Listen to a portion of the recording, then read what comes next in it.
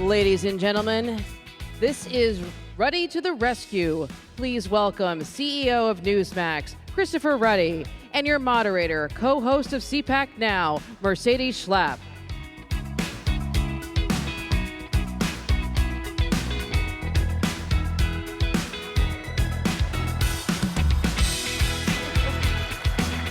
Okay, well, you can't be getting tired yet. We still have, I don't know, like 2 more days to go, right? Okay, well, let's join in this conversation. I've got with me Chris Ruddy, who runs Newsmax. I'm sure a lot of you watch Newsmax, right? And I got to tell you, Chris, I mean, Newsmax is one of the fastest growing cable stations, and you have about 25 million viewers, according to Nielsen. According to Nielsen, but people may remember, Newsmax started as a website in 1998. Right. I had been a journalist covering the Clintons nationally at the New York Post, the Pittsburgh Tribune Review, saw the power of the internet, saw the power of the Drudge Report. Remember that success in the 90s? So I started Newsmax, and we had tremendous growth over the years. And then about 2014 to 16, we decided to launch a cable and streaming news channel called Newsmax. And I'm glad to report we're the 4th highest rated cable news channel in the United States now. About 25 million people watch us regularly, and that's just in the cable world.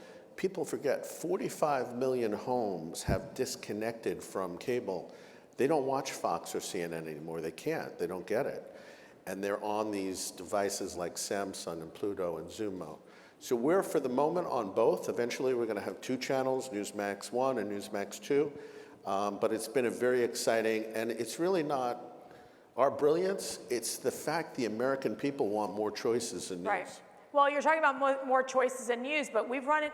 Newsmax has really run into a challenge with AT&T and Direct TV, where they've pretty much removed Newsmax from their platform.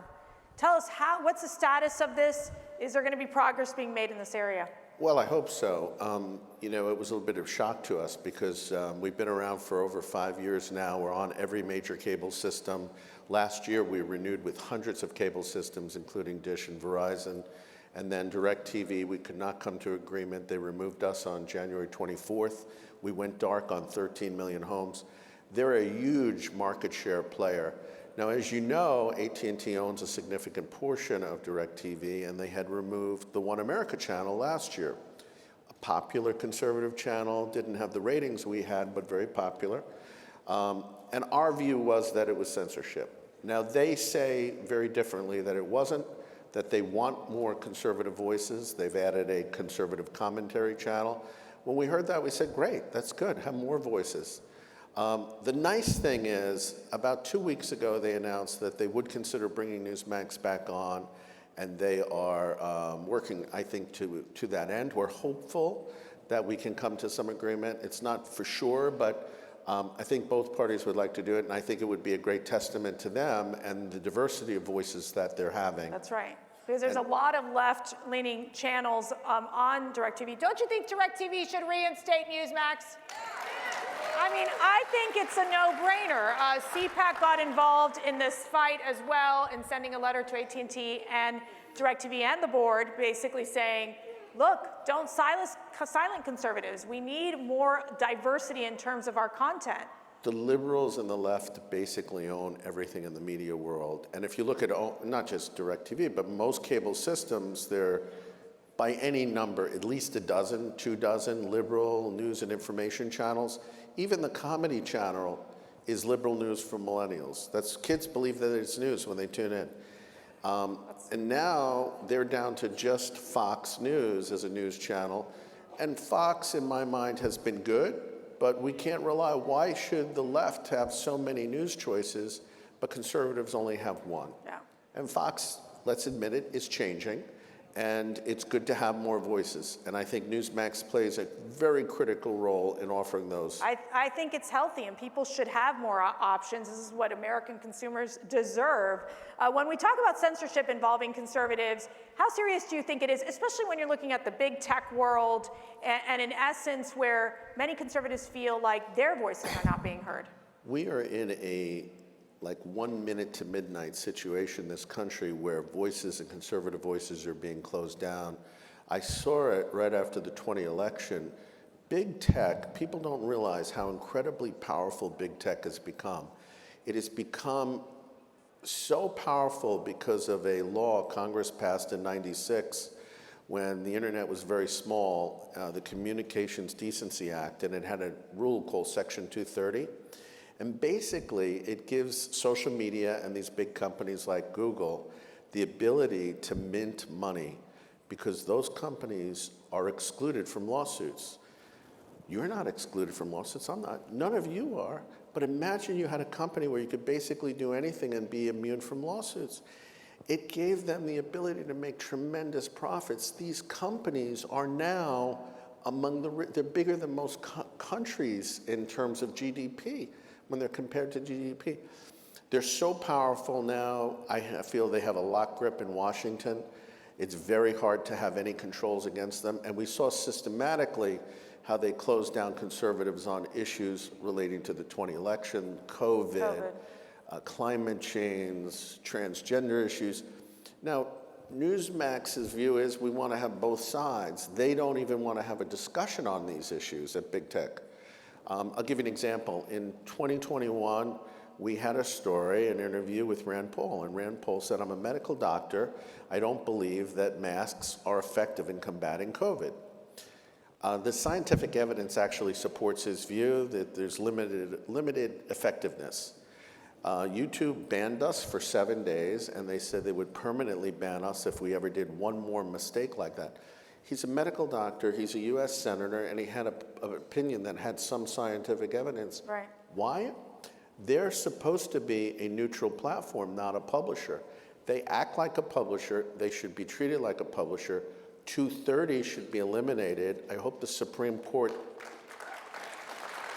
Yes. There's no reform to 230. It can't be reformed because they will always find an excuse to break the rules with it. They created a special class of speech that never existed. It's not constitutional. I hope the High Court in these recent cases throws it out. Well, let me ask you this. There's something called the Global Disinformation Index and NewsGuard that I've learned about, that they're supposedly independent and neutral. Last time I checked, they seem incredibly liberal, and I really want Chris to explain what they are, because it's scary, and I really think conservatives should be concerned. Well, a lot of this starts out of the fact-checking movement. All of these liberal groups started creating fact-checkers, and all the conservative facts are wrong, and all the liberal facts are right. So that's kind of interesting. So we've seen that. And so then they decided, you know what, why don't we create these independent monitoring agencies? We'll rate sites. All the liberal sites like CNN and New York Times get great scores no matter what they do. Think about what CNN did, all the problems and the scandals, the Cuomos, the Russian collusion, and they're among the most highest rated by NewsGuard. Well, who owns NewsGuard? He's a guy named Stephen Brill. He's been in the media business, longtime Democratic donor. We find out a number of the people work there, former Democratic operatives. They're rating conservative sites like Newsmax and Washington Times, PragerU. We all get low ratings. Okay, that's their opinion. But these big ad agencies, giant agencies, are now using them to block conservatives from getting advertising revenue.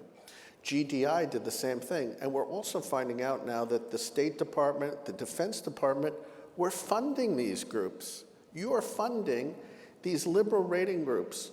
And what they're trying to do is demonetize conservative media. And it's a threat to our constitutional freedoms. And in fact, we have a story on Newsmax today that Jimmy Petronas, the head of the CFO of Florida, is saying you can't use ESG in the state of Florida to close down conservative media. Well, it looks like Congress should look into this as well. And quite frankly, Schlapp, we might think about a media monitoring rating system at CPAC. I'm kind of liking this idea. But let me ask you, Chris, you know, obviously the left-wing media, they are salivating over this Dominion voting system lawsuit against Fox and also against Newsmax. I mean, what's the deal here? It's a sensitive subject, right? We're being sued for $1.6 billion. I don't know where they came up with that number. And Fox is being sued for that amount. And if you look at the facts of the case, even all of these salacious emails and texts that came out of the Fox suit, you may have heard about it. What it showed was that Fox was a news organization, a big news organization where on a controversial news subject, there were disagreements among the staff about how they should cover it, the ways they should cover it. Rupert Murdoch is the controlling shareholder. He apparently disagreed with some of the views. But you know what? He didn't tell, like he's supposed to in journalism. He allowed his host to have an opinion, even if it might have been different from his. So actually, you know, I know a lot of people like to criticize Fox these days, but I think that what these texts showed to me was there was a dynamic in there. Fox can show you, just like Newsmax, that, so what we're being sued for is that we reported what President Trump, Rudy Giuliani, and the campaign officials were alleging about that election. We didn't say that they were doing this. We didn't say that anybody committed a crime or broke any law. We were reporting what officials and their surrogates were saying. And the position of Dominion and the liberal media is that Newsmax should never even have covered those people, or if we did, we should have immediately said what they were saying was a lie. And why, when they did the Russian collusion story, where they made countless allegations against President Trump, nobody, and they were all found to be false, nobody said CNN and MSNBC. In fact, there's been no accountability for what they did. I think our statement of facts in this case are very strong. I think Fox's statement of account, if we were not in a Delaware court, small state, liberal Democratic state, the Biden family's close with everybody there. If we were in federal court, this thing would be on the way to being thrown out. And I think people should just wake up to the implications of this case for the First Amendment for every media, including liberals. Yep, no, that's right. And let me ask you this last question. You've known President Trump for a long time. Yes. We're going to go into this presidential election year next year. How do you expect Newsmax to cover the presidential election? Well, we're really excited about covering the election. It's always we always call it the Super Bowl for us, and it's already started. And Donald Trump adds a tremendous amount of electricity. I think he's coming here on Saturday, so it's going to be very exciting. But you know what? I've known Donald Trump since 1999, and I see him all the time because I live down in Florida, not far from him. I've been a member of his club, and I'm a great friend of his, even though we don't agree on everything, and I certainly don't agree on every approach he takes to everything. But I do respect his tenacity and his belief in love of America. And Newsmax doesn't endorse candidates. So we have covered Ron DeSantis. He did a town hall with Sean Spicer and Lindsey Keith. We cover him very nicely, and Nikki Haley's going to be on with Eric Bolling tonight. Ron DeSantis is going to be on with Eric Bolling tomorrow night.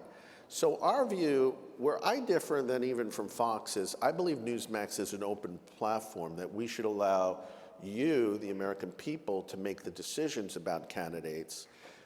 And if you look at the history of Fox, they like to pick the candidate. It was Romney in 12. They really weren't happy with Trump, so they backed Jeb Bush, Rubio, and Kasich to try to stop him. They now have other candidates they're looking at, apparently. And that's their prerogative, but I personally believe that the best for the country is for the voters to have both sides, and then you to make an informed decision rather than me sort of picking a candidate that I like. And I think the network, if you look at Newsmax, we get accused of all sorts of things. I think we're one of the most balanced networks out there because we're always trying to get like the other side. And Bill Buckley used to say this, and I'm a great fan. I grew up as admiring Bill Buckley. He said, conservatives don't need to own the media. All we need is a fair shake where you get both sides, because 80% of the time, the public's going to side with us. I'll increase that to about 90%. Okay. Chris Ruddy Thank from you. Newsmax, heads Newsmax News Channel. Thank you so much for being with us. Thank you, Mercedes. Thank you, Matt. Absolutely. And I just want to give one shout out. Ted Cruz has been a tremendous supporter of Newsmax. We appreciate it. Jim Comer on the House side. That's right. That's right.